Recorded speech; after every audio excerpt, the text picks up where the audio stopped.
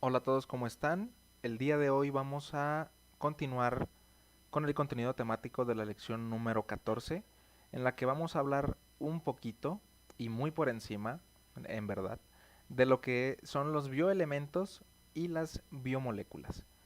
Digo que en verdad vamos a hablar un poquito porque si nosotros nos diéramos a la tarea de abordar profundamente el tema de biomoléculas, la verdad podríamos hablar muchísimo, pero nosotros no nos vamos a complicar, vamos a hablar nada más lo más esencial, de forma que nosotros podamos entender pues de la forma más fácil posible qué es y cómo funcionan, cuáles son sus intenciones bueno, pues en la vida, ¿verdad?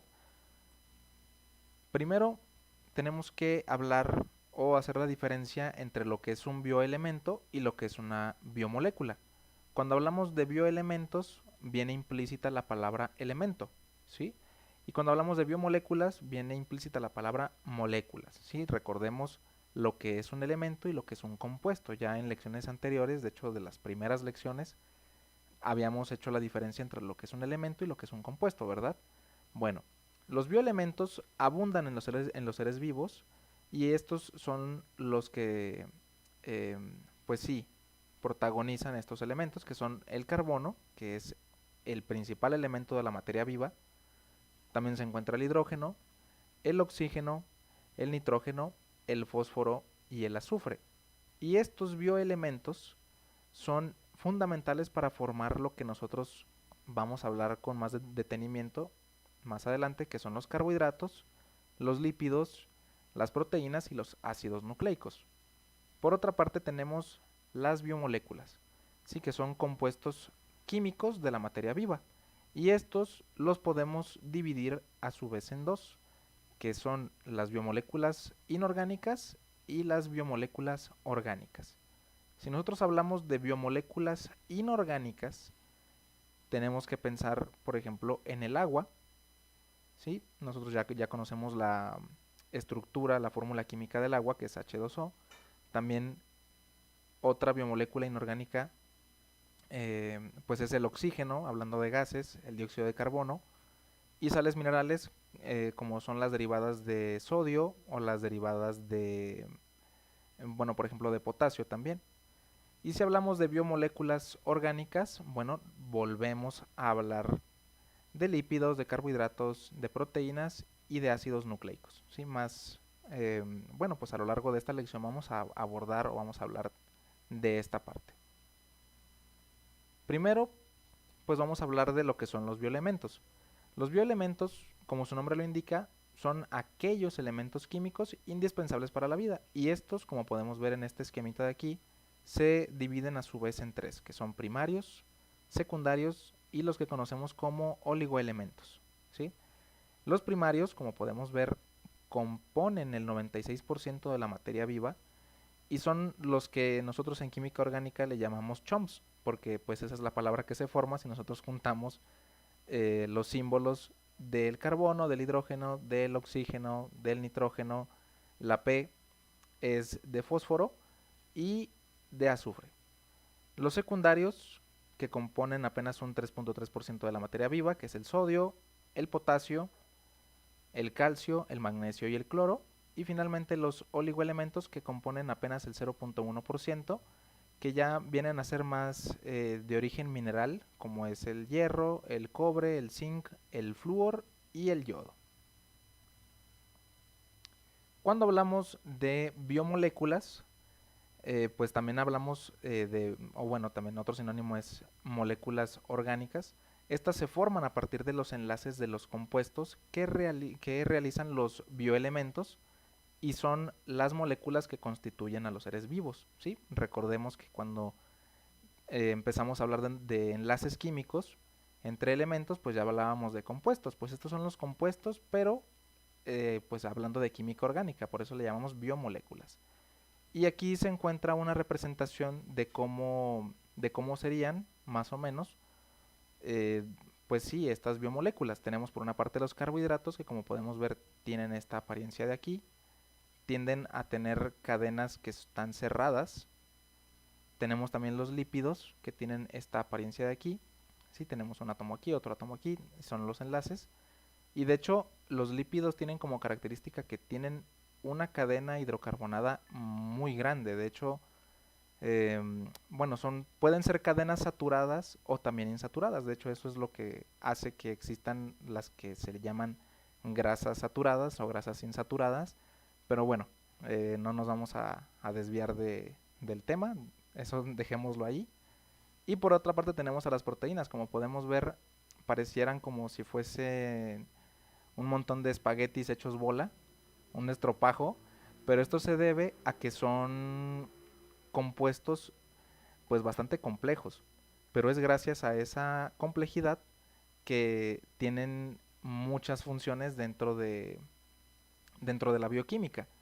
Y finalmente tenemos el tan famosísimo ADN y ARN, de los que también vamos a hablar más adelante. Y bueno, nada más hablar de lo que habíamos dicho hace un momento, que se subdividen en inorgánicas y inorgánicas. Estas vendrían a ser las orgánicas. Y las inorgánicas, pues como el agua, ¿verdad? Ya lo habíamos visto, los gases. Y bueno, aquí poco más de lo mismo, las sales minerales, el agua. Y aquí es donde vamos a empezar, ahora sí que hablar de cosas bastante interesantes, bastante importantes, que son las biomoléculas orgánicas. Empezando primero por los carbohidratos. Vamos a abordarlo de una forma sencillita que todos lo podamos entender.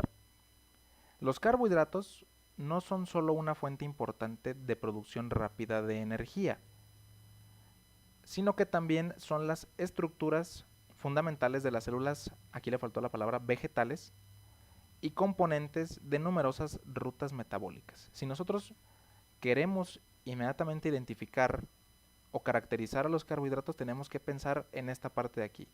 Producción rápida de energía. ¿Sí? Porque los carbohidratos son fuentes de energía. La mayoría de los carbohidratos, a ver, disculpen, la mayoría de los carbohidratos contienen carbono, hidrógeno y oxígeno en una proporción como lo tenemos aquí en esta fórmula. Y de aquí es de donde deriva su nombre. Se han adaptado una amplia diversidad de funciones biológicas como fuentes de energía, volvemos a repetir, fuente de energía, como en el caso de la glucosa, más adelante vamos a ver una tablita, pero también funcionan como elementos estructurales, ¿sí? Como en el caso de la celulosa y la quitina en las plantas y en los insectos. Nosotros la celulosa la podemos ver en los tallos de las plantas, en los tallos verdes de las plantas. Si nosotros agarramos una planta, una hoja por ejemplo, y quebramos la hoja, podemos escuchar cómo truena. Bueno, esa rigidez que tiene la planta es debido o se la confiere precisamente la celulosa. Y la quitina es la responsable, es el carbohidrato responsable de que nosotros también cuando pisamos un insecto, pues este también truene, ¿sí? Tenga un sonido muy característico. Sé que suena tal vez un poco asqueroso que lo diga, pero bueno, es para que podamos apreciar dónde se encuentran los carbohidratos, ¿sí? Y también funcionan como precursores de la producción de otras biomoléculas, como lo son los aminoácidos, los lípidos y las que conocemos como purinas y pirimidinas, que sirven para formar los nucleótidos. Bueno, más adelante vamos a hablar de eso, así por encimita. Y aquí tenemos la tablita de la que les había hablado hace un momento. Los carbohidratos se clasifican en monosacáridos, disacáridos, oligosacáridos y polisacáridos según el número de unidades de azúcares sencillos que contengan. Azúcar y carbohidrato viene a ser un sinónimo, ¿ok? Por eso los que estudiamos química, cuando oímos la palabra azúcar, no tenemos que pensar en el azúcar que nosotros usamos para endulzar nuestro café, ¿no? Es diferente, es otro concepto, ¿sí? Cuando hablamos de azúcar, hablamos de carbohidrato. Y de hecho, sí, el azúcar que nosotros endulzamos, con la que endulzamos nuestro café, o sí, la que usamos de forma cotidiana para endulzar las cosas, el azúcar de caña, su nombre químico es sacarosa y es un disacárido, ¿sí? Porque está compuesto por glucosa y fructosa. Bueno, les digo, es muy complejo si quisiéramos verlo, pero tampoco tanto, ¿sí? Yo voy a tratar de hablarlo de la forma más sencilla posible para que todos lo podamos entender. Unidades de azúcar es, imaginémonos un hexagonito, una hexosa, y si nosotros tenemos únicamente una, tenemos o decimos que es un monosacárido, ¿sí? Y como ejemplos tenemos la glucosa, tenemos la fructosa, la lebulosa y la galactosa. Aquí se encuentran su fuente principal y su utilización. Como podemos ver, son azúcar que, bueno, proporcionan energía rápidamente, pero esta energía es fluctuante, es decir, que así como nos da, ¿cómo decirlo coloquialmente? Como un subidón, ¿sí? Nos da energía muy rápido, pero también esa energía baja también muy rápido. Después tenemos los disacáridos, que como su nombre lo indica, ya tenemos dos monosacáridos unidos. Un ejemplo es la sacarosa, otro ejemplo es también la lactosa, que es el azúcar que se encuentra en la leche. Después ya tenemos los oligosacáridos y los polisacáridos, como lo viene a ser el almidón, la celulosa de la que hablábamos hace un momento, también el glucógeno, sí, que se encuentra en el hígado. Y bueno, aquí está también algunas de sus fuentes, como las papas, los cereales, los panes, las legumbres, ¿sí? Es por eso que cuando nosotros hablamos, por ejemplo, de dieta y hablamos de carbohidratos, pues inmediatamente nuestra mente se va a todo lo que viene siendo derivados del trigo, ¿verdad? Todos los panes, las pastas, bueno, porque son fuentes de energía. Esto serían los carbohidratos, ¿sí? También tenemos los lípidos. Los lípidos cumplen funciones diversas en los organismos vivientes. Entre ellas, la más importante cuando nosotros hablemos de lípidos, hablamos de reserva energética, ¿sí? Como lo son los triglicéridos. Cuando nosotros comemos más de la cuenta, nuestro cuerpo es bien inteligente y dice, esto que me estás dando a mí de más, no lo voy a desaprovechar, lo voy a guardar por si lo llegara a necesitar en un caso de emergencia. Y es precisamente por esto que las personas que comemos de más, pues tendemos a engordar, ¿sí? Porque toda esa energía que no estamos utilizando se almacena en forma de grasa, ¿sí? Y bueno, pues es el causante de que haya muchas personas con sobrepeso. Aquí en México hay muchas personas con sobrepeso. Pero esto también lo podemos ver en el mundo animal. Pero esto debido a que también los lípidos tienen funciones o capacidades de ser aislantes naturales del calor. Sí, son malos conductores del calor. Es por eso que, por ejemplo, los osos polares soportan esas bajas temperaturas, pues que serían muy extremas para nosotros. Ellos las soportan gracias a que tienen en su organismo grandes cúmulos de grasa. También, por ejemplo, las focas, ¿verdad? Las focas son, pues son como una bolsita de grasa, pero eso les ayuda precisamente a que puedan soportar esas inclemencias, pues tan extremas, ¿sí? Esos climas tan extremos. Otras funciones de los lípidos es estructural, también igual que los carbohidratos en las plantas, pero los lípidos en nosotros, como lo son los fosfolípidos de las bicapas de la membrana celular. ¿Sí? Cuando nosotros imaginamos una membrana de una célula animal, pues en su... Pues sí, o sea, la composición de la membrana son precisamente lípidos, algo que llamamos fosfolípidos, porque tienen fósforo y luego ya es una cadena hidrocarbonada. Además, o bueno, también tienen funciones reguladoras, como lo son el caso de las hormonas esteroideas. ¿Sí? Y bueno, aquí tenemos también un esquemita que ya con más tranquilidad ustedes lo ven y lo analizan. También tenemos las proteínas, ¿sí? De entre todas las biomoléculas, las proteínas desempeñan un papel fundamental en el organismo.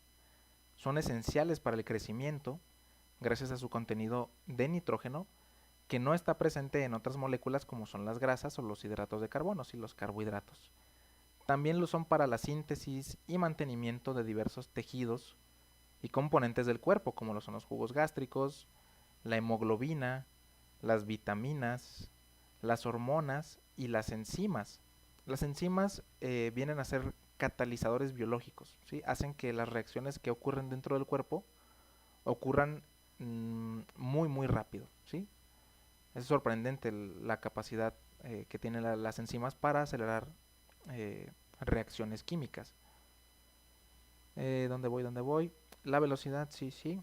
Asimismo, ayudan a transportar determinados gases a través de la sangre. Esto es, de hecho, la función de la hemoglobina, como el oxígeno y el dióxido de carbono, y funcionan a modo de amortiguadores para mantener el equilibrio ácido-base y la presión oncótica del plasma. En otras palabras, las proteínas en nosotros como seres vivos las encontramos en todas partes. Nuestro cabello, nuestras uñas, los cartílagos de nuestro sistema óseo, todo es proteínas. Nuestra sangre está llena de proteínas y la verdad las proteínas son muy muy importantes. Y aquí tenemos una tabla en la que podemos ver los tipos de proteínas, que si enzimas, que si de reserva, que si transportadoras, que si hormonas, también funciones estructurales, algunos ejemplos y su localización. Pero sí vuelvo a repetir, las proteínas se encuentran en todas partes. Y finalmente tenemos los famosísimos ácidos nucleicos. Existen dos tipos conocidos de ácidos nucleicos, ¿sí? Que son el ADN y el ARN. Dependiendo de su tipo pueden ser más o menos vastas, más o menos complejas, y pueden presentar diversas formas. Estas macromoléculas se hallan contenidas en todas las células, en el núcleo celular en el caso de los eucariotes y en el nucleoide en el caso de las procariotes, ¿sí? De las células procariotas. Incluso seres tan simples y desconocidos como los virus poseen estas macromoléculas estables, voluminosas y primordiales, ¿sí? El ADN es donde viene el material genético de nosotros como individuos. Sí, es muy muy importante hablar de estas dos macromoléculas. Y aquí tenemos una representación gráfica de cómo es el ADN y cómo es el ARN.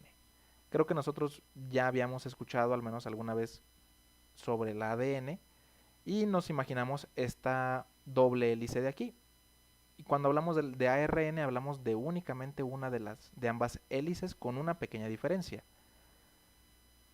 ¿Cómo lo podré decir para que lo podamos entender? Cada varita que nosotros tenemos aquí, sí, que están representadas por diferentes colores, es una base nitrogenada, ¿sí? Que es la citosina, la guanina, la adenina, el uracilo y la timina. La diferencia entre ADN y ARN es que el ARN tiene uracilo en vez de timina, ¿sí? Y como podemos ver, el acomodo de estos es aleatorio, no en todas las personas es como lo vemos aquí, que vemos amarillo, verde, rosa, otra vez amarillo y luego verde, sino que cada persona tiene un código genético diferente, ¿sí? Es por eso que somos todos únicos, ¿sí? Que somos todos personas diferentes. Es porque aquí en el ADN viene esa carga genética,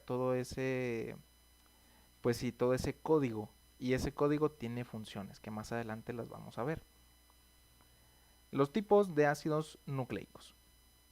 El ADN codifica la totalidad de la información genética del organismo a través de su secuencia de nucleótidos, ¿sí? Y ustedes aquí se podrán confundir y van a decir, bueno, pero ¿qué es un nucleótido? Esta es otra representación de cómo es el ADN, ¿ok? Tenemos una doble hélice y un nucleótido se compone por un azúcar, ¿sí? Aquí podemos ver cómo tenemos un pentágono, es un azúcar. Tenemos grupos fosfato y tenemos esta parte de aquí que es la base nitrogenada, ¿sí? Que era de lo que hablábamos, adenina, guanina, timina, ¿sí? Y se conectan entre ellas, si se fijan es una complementariedad. Lo que tiene una es el complemento de la otra y así es como está estructurado el ADN. Bueno, pues esto es un nucleótido. Aquí como podemos ver es como un desglose, ¿sí? Del material genético. Tenemos el ADN Y como podemos ver, el ADN se puede segmentar. Y cada uno de esos segmentos es a lo que nosotros llamamos como gen, ¿sí? Esos genes, como podemos ver, se empaquetan de una forma muy especial, de forma que forman esto que nosotros conocemos como cromosomas, ¿sí? Y los cromosomas se encuentran en el núcleo de la célula, ¿sí? Este es el material genético de la célula. ¿Y cuál es la función de esto? Bueno, pues del núcleo celular sale la información para la producción de proteínas, ¿sí? Y es la síntesis de proteínas, es un proceso que tiene que ver con transcripción, con traducción. Les digo, puede ser tan complejo como nosotros lo queramos ver, pero para que nosotros lo entendamos, más o menos veamos esta escala de aquí, para que nosotros podamos dimensionarlo. Y el ARN es esta parte de aquí que sale del ADN que lleva la información de un gen transcrito. ¿Sí? Les digo, puede ser tan complejo como lo queramos ver, pero para entenderlo de una forma sencilla, el ARN se forma cuando el ADN, sus dos hebras se separan y se forma una complementariedad, ¿sí?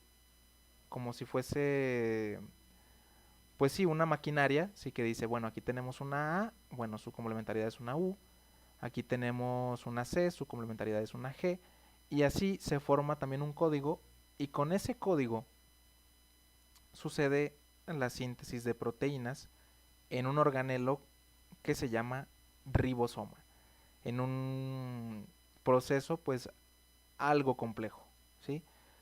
Nosotros podríamos hablar, les digo, muchísimo acerca de todo esto, de lo que son las biomoléculas y de cada una de ellas, pero con eso yo creo que es suficiente que tengamos en cuenta las diferencias y que podamos ver cómo al principio del curso empezamos a hablar de átomos, de compuestos, y ahorita ya estamos hablando inclusive de ADN, ¿sí?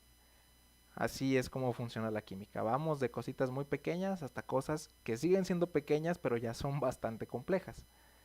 Con esto, chicos, estaríamos terminando la lección número 14. Como siempre, estoy a su servicio. Si tienen alguna duda, algo que les pueda yo resolver, déjenlo en el foro de dudas y yo encantado de poderles ayudar. Nos vemos en la próxima.